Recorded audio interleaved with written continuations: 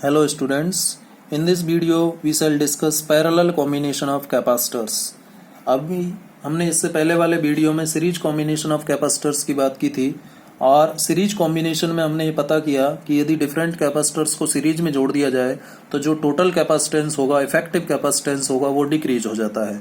यानी यदि हमारा उद्देश्य किसी सर्किट में कैपेसिटर्स का कैपेसिटेंस, ओवरऑल कैपेसिटेंस यानी effective capacitance, total capacitance decrease करना है तो उन कैपेसिटर्स को सीरीज में जोड़ दीजिए। सीरीज कॉम्बिनेशन ऑफ कैपेसिटर्स में चार्ज सेम रहता है और पोटेंशियल अलग अलग था। आज हम बात करेंगे कि यदि हमें सर्किट में कैपेसिटेंस को बढ़ाना है, टोटल कैपेसिटेंस और इफेक्टिव कैपेसिटेंस को बढ़ाना है, तो फिर हम कौन सा कॉम्बिनेशन यूज करें? पैरेलल कॉम्बिनेशन यूज करेंगे।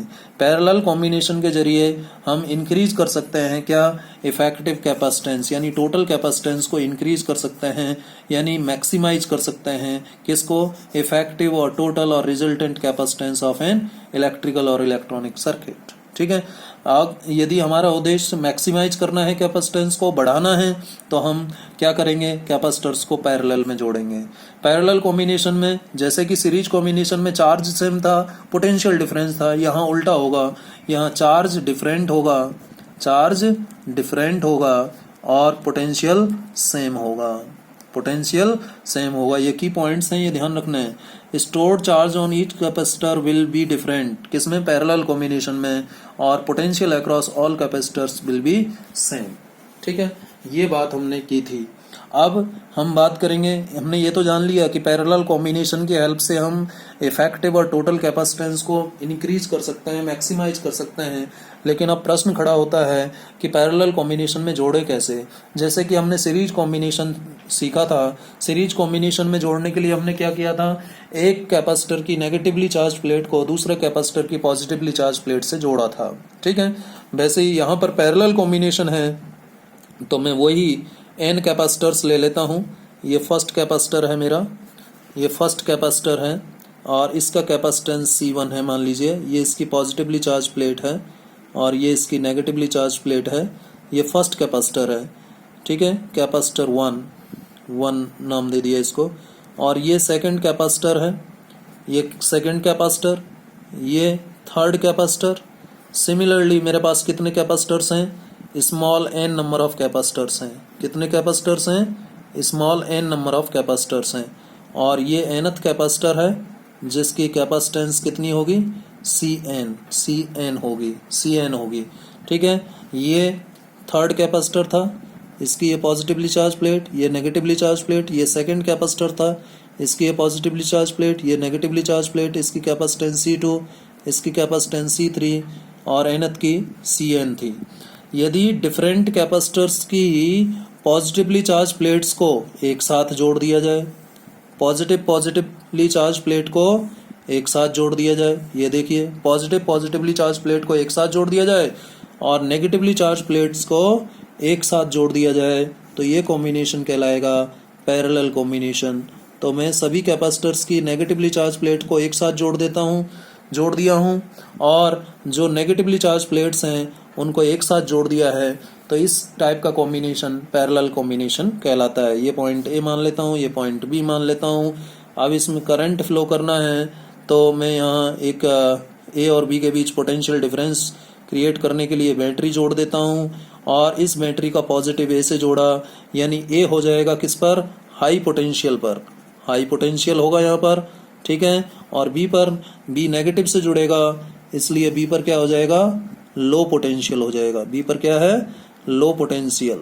आप चाहो तो इस सर्किट में की जोड़ सकते हो करंट को ऑन ऑफ करने के लिए। ठीक है, मैंने यहाँ यूज नहीं किया है। पॉजिटिव से हमने इसको जोड़ दिया और नेगेटिव से इसको जोड़ दिया।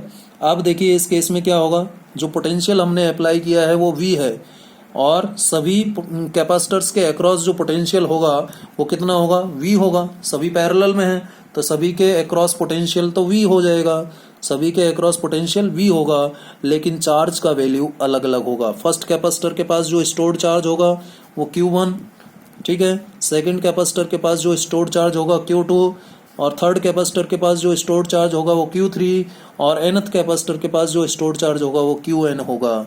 ठीक है, लेकिन पोटेंशियल सभी का सेम रहेगा, कितना रहेगा? V रहेगा। अब देखिए क्यों चार्ज अलग है, यहाँ से करंट फ्लो हुआ तो इसमें करंट अलग जाने वाला है, इसमें अलग जाने वाला है, इसमें अलग जाने वाला है, इसमें अलग जाने वाला है या नहीं? क्योंकि सभी के अक्रॉस जो पोटेंशियल है वो तो सेम है, लेकिन स्टोरेशन जो चार्ज का होगा वो अलग अलग होगा। ठीक है, तो एक के पास Q1 है, दूसरे के पास Q2, तीसरे के पास Q3, nth के पास Qn है। तो जो टोटल चार्ज होगा, टोटल चार्ज जो होगा, टोटल चार्ज उसको क्या लिखा जाएगा? Total charge Q would be the sum of charge stored by individual capacitors. ये हो जाएगा Qn। इसको इक्वेशन 1 मान लेता हूँ मैं। ठीक है, तो ये Q का वैल्यू इक्वेशन आ गया, टोटल चार्ज बराबर Q1 plus Q2 plus Q3 plus up to Qn। चलिए आगे करते हैं। इसमें आगे यदि हम बात करें तो वही again law principle of capacitor का यूज करेंगे। As per principle of capacitor, principle of capacitor क्या कहता है? Q is equal to C V कहता है। ठीक है, यानी Q directly proportional to V कहता है, और इस डायरेक्टली प्रोपोर्शनल के साइन को हटाए तो ये आ जाएगा। यहाँ पर Q क्या है? Total charge stored by the capacitor, and C क्या है? टोटल कैपेसिटेंस है, V क्या है? टोटल पोटेंशियल है। तो टोटल चार्ज किसके बराबर आ गया? C into V। तो सर्किट जो अभी हमने सर्किट यूज किया है उसमें टोटल चार्ज Q को क्या लिखा जा सकता है? C into V। इसको इक्वेशन 2 मान लेता हूं मैं। और फॉर कैपेसिटर 1 की बात करूं तो चार्ज Q की जगह Q1 आ जाएगा, कैपेसिटेंस उसका C1 है फर्स्ट कैपेसिटर का, और पोटेंशियल V। पोटेंशियल तो सभी के अक्रॉस सेम था, इसको इक्वेशन 3 मान लिया। फॉर कैपेसिटर 2 के लिए क्या होगा? Q की जगह Q2 हो जाएगा, C की जगह C2 हो जाएगा, V हो जाएगा, पोटेंशियल सेम है, इसलिए ये equation number 4। For capacitor 3, C3 capacitance है उसकी, 3 लिखो। फॉर कैपेसिटर 3 Q की जगह Q3 आ जाएगा, C की जगह C3 आ जाएगा, पोटेंशियल सेम है क्योंकि पैरेलल कॉम्बिनेशन है। सिमिलरली फॉर nth कैपेसिटर क्या लिखेंगे हम? Q की जगह Qn आ जाएगा, C की जगह Cn आ जाएगा, और V की जगह V रहेगा। पोटेंशियल तो सबका सेम रहने वाला है।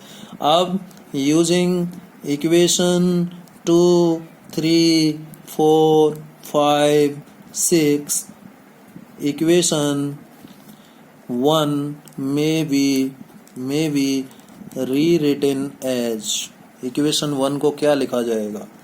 यानी इक्वेशन 2, 3, 4, 5, 6 से Q1, Q2, Q3, Qn का वैल्यू कहाँ रख दें? इक्वेशन 1 में। और इक्वेशन 1 क्या था?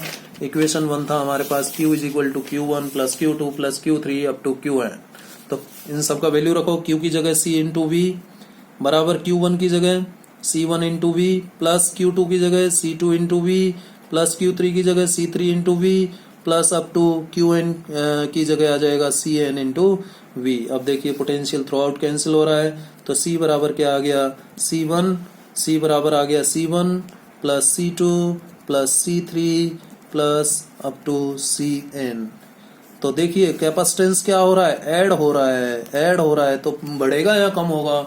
बढ़ जाएगा, इंक्रीज हो जाएगा। और इस C को ही हम क्या लिख सकते हैं? CP लिख सकते हैं पैरेलल कॉम्बिनेशन के लिए, तो ऐसे भी लिखा जा सकता है। ठीक है, ऐसे भी लिखा जा सकता है Cn। अब यहाँ पर C ये मैक्सिमम होगा या मिनिमम? मैक्सिमम होगा, जुड़ रहा है, ऐड हो रहा है, इसलिए अब मैं यहाँ पर पहले की तरह यदि सभी कैपेसिटर्स की कैपेसिटेंस को बराबर ले लेता हूँ,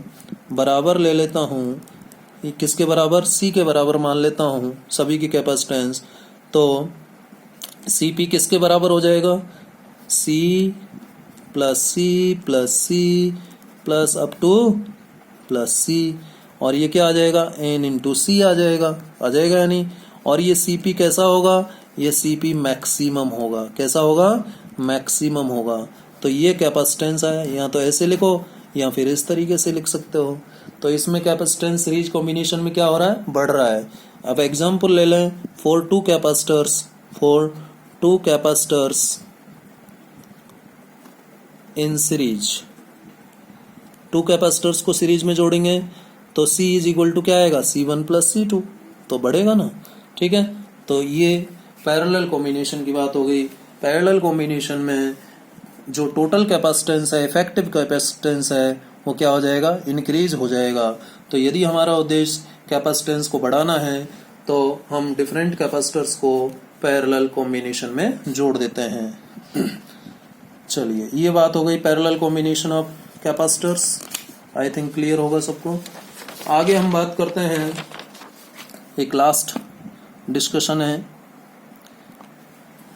रेशो ऑफ मैक्सिमम कैपेसिटेंस और कैपेसिटेंस इन पैरेलल कॉम्बिनेशन। भाई मैक्सिमम कैपेसिटेंस कब मिल रहा था, कैपेसिटेंस इन पैरेलल कॉम्बिनेशन में मिल रहा था, and minimum capacitance in series combination, series में मिनिमम मिल रहा था। तो इसका हमें रेशो चाहिए, सिंस हम जानते हैं मैक्सिमम कैपेसिटेंस हमें मिल रहा था सीपी मैक्सिमम, यही था ना, और ये कितना आया था, n इंटू सी आया था, and C S series combination में मिनिमम मिल रहा था, और ये कितना आया था, n अपॉन सी आया था। ध्यान है ये देखिए, सी एस मिनिमम आया था, C upon N, sorry C upon N, गलत लिख दिया, सॉरी, सी अपॉन एन आया, सी अपॉन एन आया, ठीक है, ये सी एस मिनिमम आया। Therefore ratio of maximum capacitance to the minimum capacitance series में आता है, इन दोनों का जो रेशो होगा एन सी अपॉन एन, यही आएगा। अब देखिए जरा, सी से सी कैंसिल हो रहा है, एन ऊपर जाएगा तो एन स्क्वायर और अपॉन 1, यानी सी पी मैक्सिमम कैपेसिटेंस और मिनिमम कैपेसिटेंस का जो रेशो है वो कितना आ रहा है, एन स्क्वायर अपॉन 1 आ रहा है, एन स्क्वायर अपॉन 1। या फिर सिंपली ऐसे भी लिख सकते हैं, C P maximum upon C S minimum is equal to N square. या फिर ऐसे भी लिख सकते हैं, पी और एस को ड्रॉप कर दें, सिंपली ऐसे लिख दें, C maximum C minimum is equal to N square. इस तरीके से भी लिखा जा सकता है, इस तरीके से भी लिखा जा सकता है, इस तरीके से भी। तो ये मैक्सिमम और मिनिमम कैपेसिटेंस का रेशो भी हमने कैलकुलेट कर लिया। तो इस वीडियो में हमने जाना कि पैरेलल कॉम्बिनेशन में इफेक्टिव कैपेसिटेंस क्या होगा और रेशो क्या होगा मैक्सिमम और मिनिमम कैपेसिटेंस का। आई थिंक आप सबको समझ में आया होगा। नेक्स्ट वीडियो में हम बात करेंगे कैपेसिटर्स की प्लेट के बीच में यदि हम डाइलेक्ट्रिक मटेरियल भर दें, हालांकि एयर भी एक डाइलेक्ट्रिक मटेरियल है, लेकिन एक पर्टिकुलर थिकनेस एरिया में यदि हम डाइलेक्ट्रिक मटेरियल भरें या कोई और कैटेगरी का डाइलेक्ट्रिक मटेरियल भरें तो कैपेसिटेंस पर क्या प्रभाव पड़ेगा। यदि हम कैपेसिटर्स की प्लेट के बीच में कंडक्टिंग मटेरियल भर दें तो उस कैपेसिटर की कैपेसिटेंस पर क्या प्रभाव पड़ेगा, ये हम नेक्स्ट वीडियो में जानेंगे। थैंक यू, धन्यवाद।